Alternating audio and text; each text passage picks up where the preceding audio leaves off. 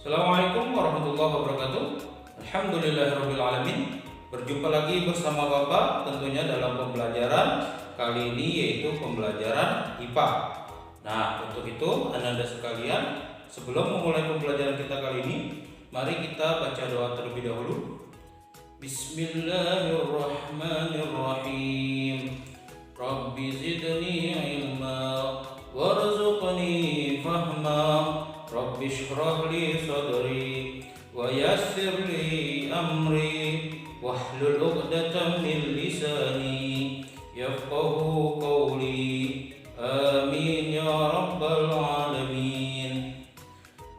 Baik anak-anak sekalian, nah, sudah ready kalian semuanya? Ya, mari kita saksikan penjelasan yang akan Bapak berikan pada video berikut ini.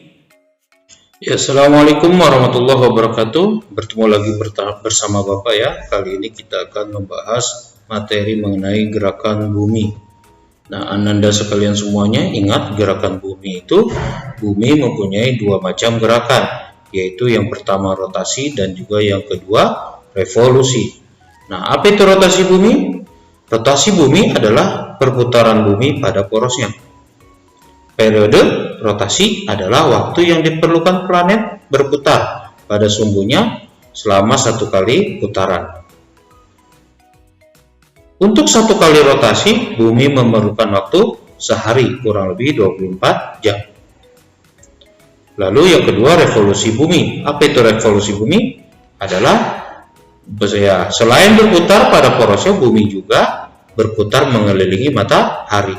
Nah, gerakan bumi mengelilingi matahari itulah yang disebut dengan revolusi bumi. Untuk satu kali revolusi bumi membutuhkan waktu kurang lebih 1 tahun, yaitu 365 hari, atau ditambahkan dengan seperempat hari ya, 365 seperempat hari. Ya, periode revolusi adalah waktu yang diperlukan planet mengitari matahari satu kali putaran. Untuk satu kali revolusi, bumi membutuhkan waktu 1 tahun ya, atau 365 seperempat. Ya, akibat revolusi bumi, yang pertama adalah terjadinya pergantian musim di bumi. Dua, gerak semut tahunan matahari. Nah, Ananda, agar kalian mudah dalam mempelajarinya ya, saksikan video yang akan Bapak putarkan kali ini ya. Bumi mengalami dua gerakan, yaitu gerakan rotasi dan gerakan revolusi. Rotasi bumi adalah gerakan bumi berputar pada porosnya. Waktu yang dibutuhkan bumi untuk berputar pada porosnya disebut dengan kala rotasi bumi. Kala rotasi bumi yaitu 23 jam 56 menit dan 4 detik. Nah, kala rotasi ini dikenal dengan 1 hari. Beberapa akibat rotasi bumi antara lain sebagai berikut. Yang pertama, terjadinya siang dan malam. Pada bagian bumi yang menghadap matahari akan mengalami siang, sedangkan pada bagian bumi yang membelakangi matahari akan mengalami malam hari. Yang kedua, adanya perbedaan waktu di berbagai daerah.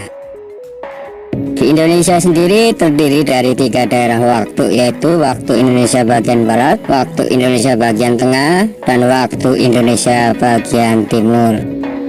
Sedangkan dunia dibagi menjadi 24 wilayah waktu. Akibat yang ketiga adalah gerak semu harian matahari. Gerak semu harian matahari ditunjukkan oleh adanya matahari yang seolah-olah bergerak mengelilingi bumi. Padahal sebenarnya bumi yang bergerak mengelilingi matahari. Akibat yang keempat adalah pembelokan arah arus laut. Arah arus laut berbelok searah perputaran jam pada belahan bumi selatan, sedangkan pada belahan bumi bagian utara, arah laut bergerak berbelok berlawanan dengan arah putaran jarum jam. Yang kelima, akibat rotasi bumi adalah perbedaan percepatan gravitasi bumi.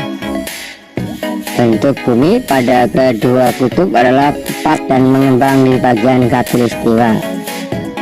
Kondisi ini mengakibatkan percepatan gravitasi di daerah kutub yang lebih besar jika dibandingkan dengan di daerah khatulistiwa.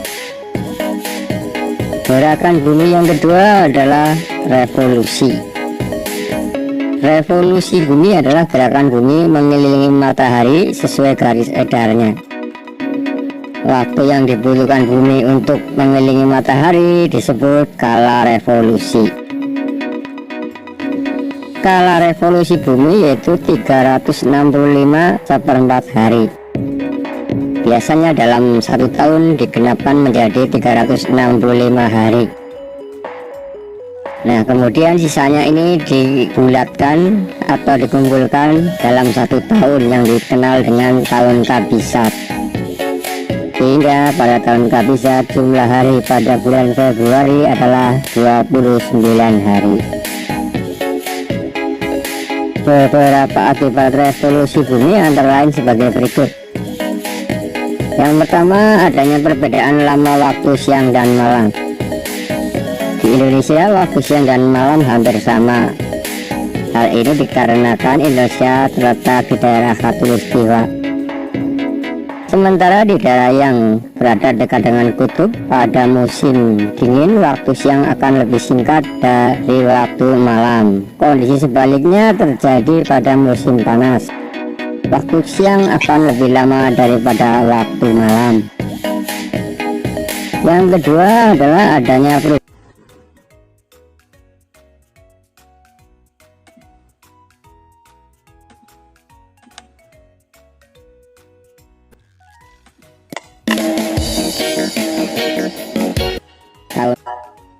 kondisi sebaliknya terjadi pada musim panas. Waktu siang akan lebih lama. Sementara di daerah yang berada dekat dengan kutub, pada musim dingin waktu siang akan lebih singkat dari waktu malam. Kondisi sebaliknya terjadi pada musim panas. Waktu siang akan lebih lama daripada waktu malam.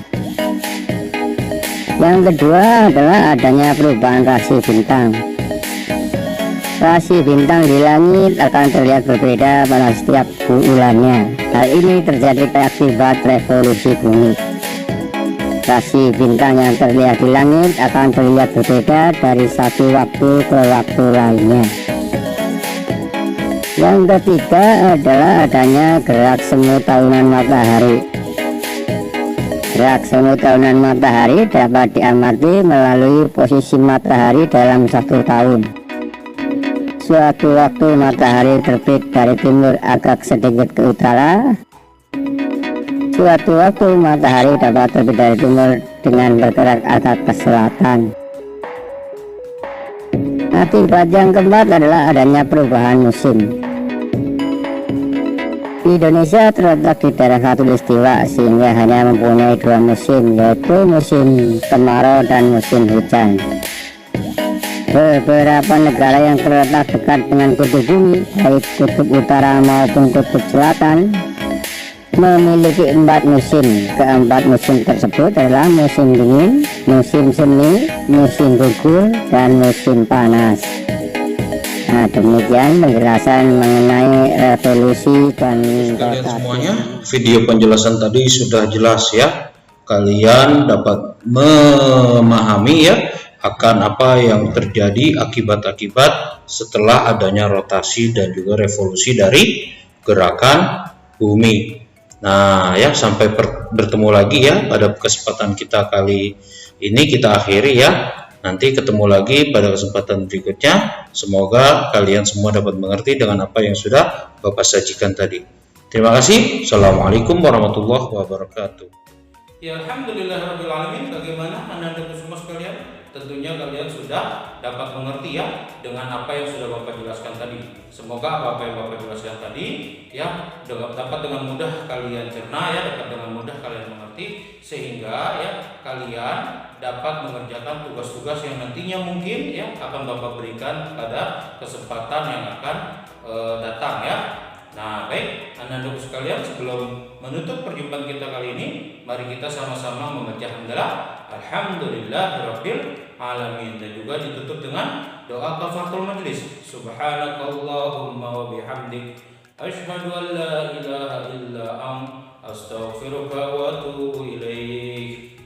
Terima kasih Ananda atas semua perhatian kalian, dan juga jangan lupa jika kalian memang belum memahami, terus putar ya video yang sudah Bapak jelaskan, yang sudah Bapak buat untuk kalian semua. Akhirul kalam, billahi taufiq wal hidayah. Assalamualaikum warahmatullahi wabarakatuh.